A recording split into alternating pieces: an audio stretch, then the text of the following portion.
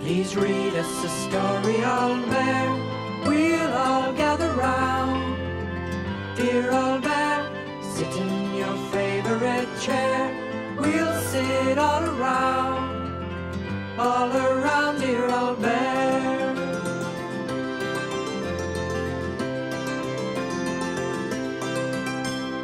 Little Bear and Ruff were lying in a heap on Ruff's special cushion. "Can you keep still, Ruff?" said Little Bear. "I'm trying to look at this book and your nose keeps twitching." "I'm sorry, Little Bear," said Ruff, "but sometimes my nose gets excited. At the moment it could smell something rather nice." "What can it smell?" asked Little Bear.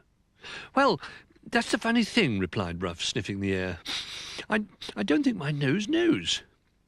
Little Bear was now more interested in the mysterious smell than in his book. "Shall I help you find the smell?" he suggested. But Ruff was too busy to answer. He jumped up from the cushion and sniffed his way around the room. First in zigzags, then round and round in circles. He stopped when he came to the door. "I think it's this way," he barked, and he trotted out of the room. Little Bear hurried after him. "Slow down, Ruff," he called. "Wait for me." "I'm afraid I can't," said Ruff. "I'm following my smell," and he bounded on up to the landing. Little Bear scrambled after him, and at last reached the very top stair. He was just in time to see Ruff disappearing round the bathroom door. "I'm coming too," called Little Bear as he ran after him. When Little Bear did catch up with Ruff, he was gazing at the wash basin. "I think my smell is coming from up there," he said. "I'll go and see if you like," said Little Bear. "Perhaps Sailor's having a bubble bath." He climbed up to have a look, but before he could reach the top, Sailor popped his head over the side. He didn't look as though he'd just had a bath. In fact, he looked as if he needed one. He was covered in paint. "Ahoy there!" he called, waving his paintbrush and sending a shower of painty drips over Ruff's head. "Have you come to help me paint my boat?" "Well, not exactly," began Little Bear. But before he could explain, he heard Ruff calling. "You can come down now, Little Bear. It's not paint I can smell. It's something much nicer." Little Bear would have loved to help Sailor paint his boat, but instead he scrambled down to join Ruff. "I don't think the smell is in the bathroom after all," said Ruff. "It must be somewhere else. Follow me." They were just about to dash out of the bathroom when in marched Duck. He stopped so suddenly that the bar of soap he'd been carrying flew up into the air and landed at Little Bear's feet. "Where are you two going in such a hurry?" asked Duck. "We're trying to find something that smells nice," explained Little Bear. "We're following Ruff's nose." At that moment, Ruff's nose seemed to be busy with Duck's soap. Ruff chased the soap all over the floor, in and out of the drips of paint, and round in a big circle right back to Little Bear. "When you've finished with my soap," grumbled Duck, "I'll go and have my bath." "Sorry, Duck," said Ruff. "You can have it back now. It wasn't soap I could smell." And barking to Little Bear to follow him, he hurried out of the door.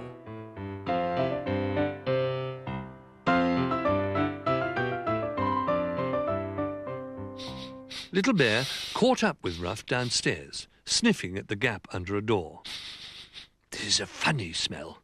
It's down here, and it's here. And it's even up here," he added. "Which must mean it's something pretty big," said Little Bear. Very slowly they pushed open the door a tiny crack. "Be careful if you're coming in," said a strange, muffled voice. Little Bear and Ruff looked at each other. "I wonder what it is," said Little Bear. "It sounds quite fierce." "You're small enough to fit through the gap," said Ruff. "Go and see." Little Bear took a deep breath and squeezed through. He tiptoed into the room and peeped out from behind his paws to see Jolly Tall standing by the rocking chair with a duster in his mouth. "What are you doing?" asked Jolly, opening his mouth to speak and dropping the duster on top of Little Bear. "Why were you creeping about?" "Well, I wasn't really creeping," said Little Bear, struggling to get out of the cloth. "I was just being careful, in case you were a monster or something." "Oh, goodness," laughed Jolly. "Why did you think I was a monster?" Little Bear was about to explain when Ruff, who couldn't wait any longer, burst in through the door, stepped in Jolly's polish, and skidded to a halt in front of the wriggling duster. "What have you done with Little Bear?" he barked. "No, it's me," squeaked Little Bear, managing at last to pull the cloth off his head. "Look, I am Little Bear. The monster was only Jolly polishing." He held the cloth out for Ruff to sniff. "Is this your smell?" he asked. Ruff sniffed. "I'm afraid not," he said. "It's a nice smell, but it's not the right smell." Ruff and Little Bear left Jolly to finish his polishing and went back into the hall. Ruff sat down and sniffed the air. "We're getting close," he said. "Can you smell it, Little Bear?"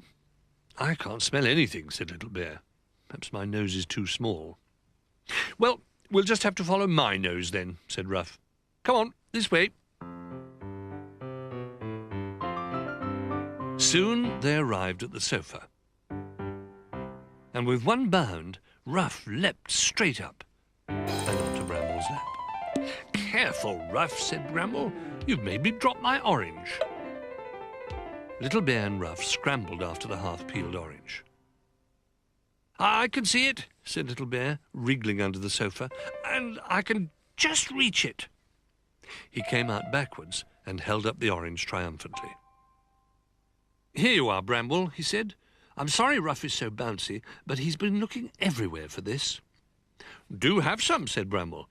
"I was going to share it with everyone when I peeled it." Little Bear looked round for Ruff to give him some orange, but he was already sniffing his way across the room towards the window. It wasn't an orangey smell.